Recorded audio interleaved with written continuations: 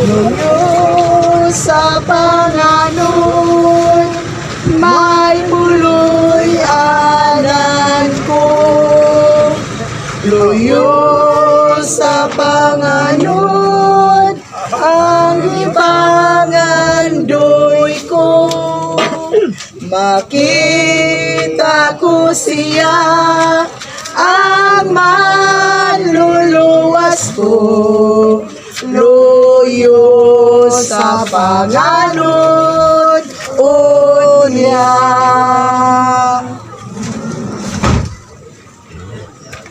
Maayong hapon sa tanan. Kinabuhi libat simti, so mga kaliwatan.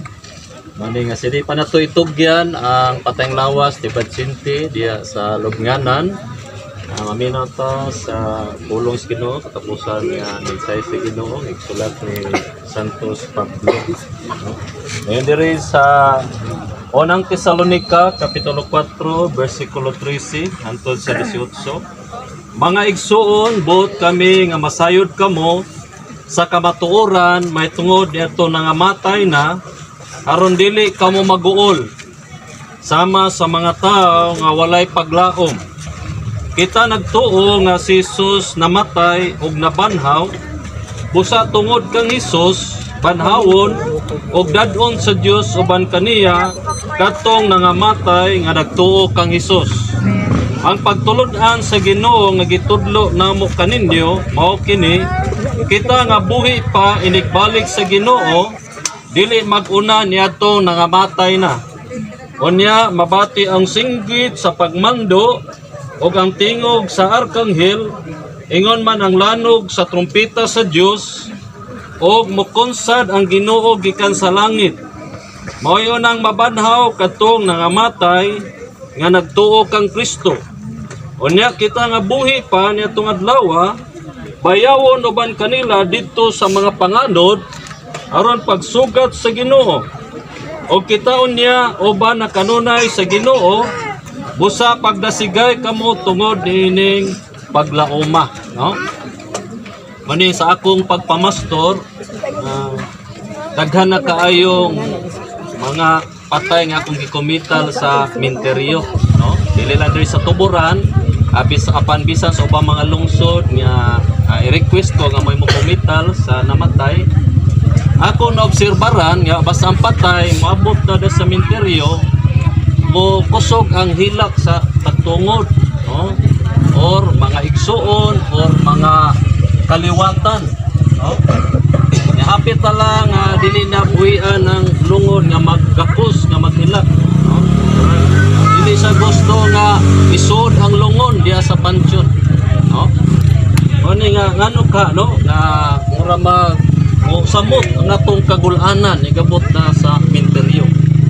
Oni nga si Santos Pablo nagasulti diri nga kinahanglan mahibalota sa kamatuoran sa pulong sa Ginoo haron nga di ta magkaguol, no, di ta magkasubo ninyo sa diri. Mga igsoon, bot kami nga masayod kamo sa kamatuoran, may tungod nito nga matay na haron dili kamo maguol, sama sa mga tao nga walay paglaom, no? Mao nang di gid kalikaya, no, nga atong mas kinabawala mubati gyud ta kaguol kasubo gyud, no, nga daw ikamatay pud nato. Pero mato pa Solomon ayaw palabi ang kaguol kay makadaot po na siyang lawas, no? Mao na estelole ay lagi palabi kaguol ster, no, kay Geraldine bisan ni John de Laminaw og maigsoon makaliwatan kay mato pa Solomon makadaot po na sa tong panglawas o palabian po nato atong kaguol, no? Kontrolahon lagi nato atong pagbati ang atong kagalingon, no? mao ni nga unsam din kamatuoran nga giingon ni Santos Pablo nga dili ta angay pagul-on niya, no? May tungod dining patay. Una, no? Ang patay sa adlas pagbalik sa Ginoo, banhawon ni kauban sa Ginoo. Kini si Brad Sinti, no? Maningod diri sa Biblia, no? Kita nga nagtuo nga si Jesus namatay og nabanhaw, busa tungod kang Jesus banhawon og dad-on sa Dios uban kaniya katong nangamatay nga nagtuo kang Jesus, no? Mao ni nga di tanging magbuol aning namatay kay ngano man igbalik sa Ginoo banhawon ra ni siya, no? Mao ni nga sa Biblia nya ang mga buhi, no, inigbalik sa Ginoo bayawon po ni sa Ginoo ngadto sa panganod, no? Mao ni nga diri sa Biblia nya ang mga buhi panatong adlaw bayawon uban kanila dito sa panganod aron sa sugat sa Ginoo, no?